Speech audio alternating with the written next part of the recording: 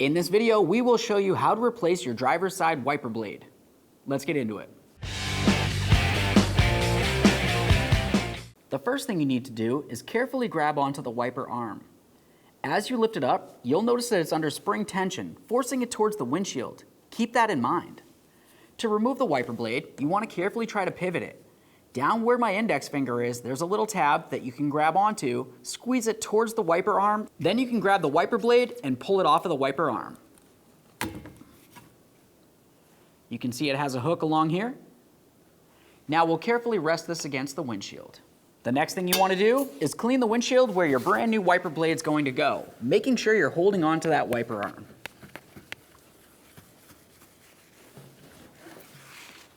Now it's time to install the brand new wiper blade. Looking at it, you can see where the locking clip is. We're going to take it and slide it so the hook is facing towards this area, and then lock it into position.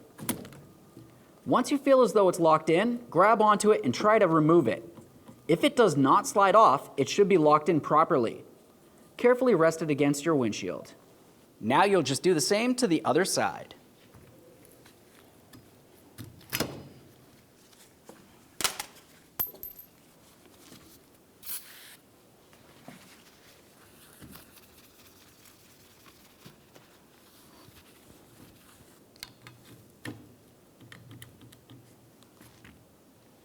Once you have both of your wiper blades installed, go ahead and put the key in the on position and test their functionality.